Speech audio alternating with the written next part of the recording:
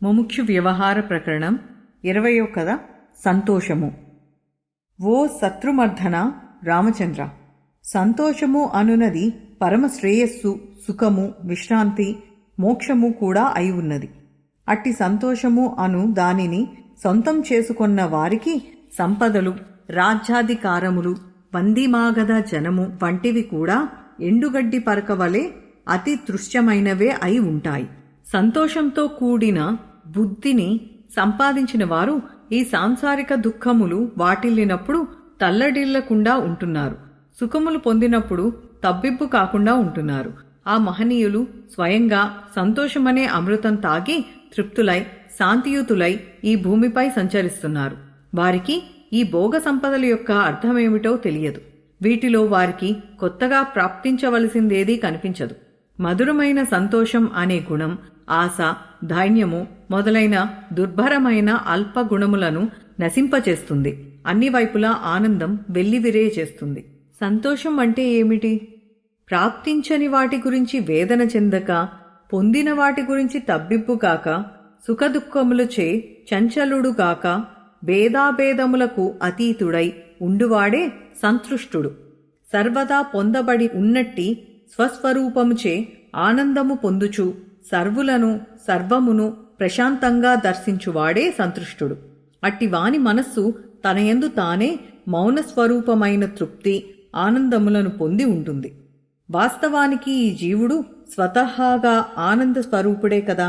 అయితే మనస్సు వివిధ విషయములను కోరుకోవటం ప్రారంభించినప్పటి నుంచి అట్టి వాంఛల నుండే సర్వ మనోరుగ్మతలు వచ్చిపడుచున్నాయి. సంతోషముచే శీతలము పొందిన చిత్తమునందే విశుద్ధమైన విజ్ఞానం వికసిస్తోంది. సంతోష సూర్యుడు ప్రకాశించే చోట దిగులు, అసూయ, దోషదృష్టి మొదలైన వాటి రూపమైన అజ్ఞానపు చీకటి తొలగిపోతోంది.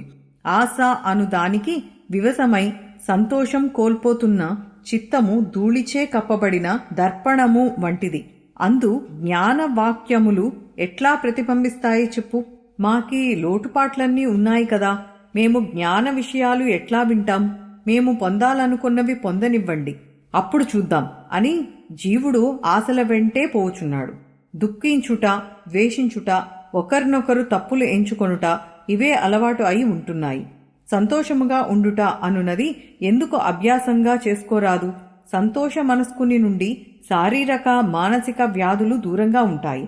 ఒకానొకడు నిరుపేదయే అయినప్పటికీ అతడు కనుక తన మనస్సునందు ఆకృత్రిమమైన సంతోషమును నింపుకోవటం జరిగితే అట్టివాడి ముందే ఈ రాజ్యాలు ఏలే వాళ్లు కూడా ఎందుకు పనికిరారు. అట్టి అభ్యాసము తప్పకుండా సాధ్యమే అని సర్వజనులను దృష్టిలో పెట్టుకుని చెప్పుచున్నాం. అప్రాప్తములైన విషయముల గురించి ఖేదము చెందకుండా ప్రాప్తములైన వాటిని ఉత్తమ అవగాహనతో అనుభవిస్తూ సౌమ్యమైన ఆచరణ కలిగి ఉండేవానికి సంతోషం ఒక అలవాటుగా అవగలదు.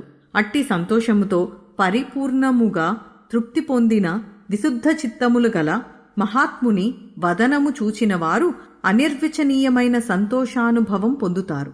లక్ష్మీదేవి వేంచేసియున్న క్షీర సముద్రం ఎట్లా ఉంటుందో ప్రసన్నత్వం సంతరించుకొని ఉన్న అతని ముఖము కూడా అట్లే అత్యంత శుభదాయకమై ఉంటుంది. ఓ జనులారా, మీరు సర్వదా నిరతిశయమైన ఆనంద రూపమునే అవలంబించండి. అభ్యాసవశం చేత ఇది తప్పక సాధ్యమే. మేము ఏమి పొందామని అని స్వల్ప విషయములను దీర్ఘదర్శనం చేయుటచే మీకు అట్టి అభ్యాసం కొరవడుతోంది. స్వయం కల్పిత దోషములైనట్టి తృష్ణ, అసంతృప్తులు అత్యంత ప్రమాదకరమైనవి. అవి మనస్సును అనేక దోషములచే, మోహములచే, అపార్థములచే నింపివేస్తున్నాయి.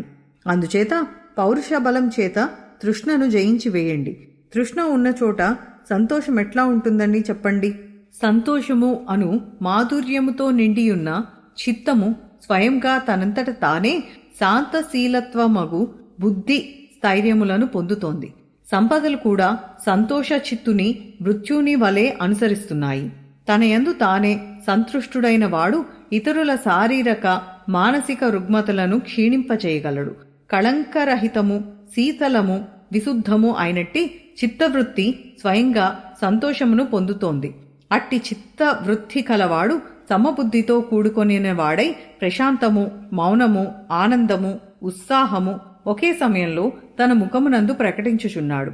అట్టి వాని ముఖము చూచినంత మాత్రం చేత మనందరికీ ఆనందము, సుఖము కలుగుచున్నాయి. అట్టి పురుషుడు తారసపడినప్పుడు అతనికి దేవతలు, మునులు కూడా నమస్కరించుచున్నారు.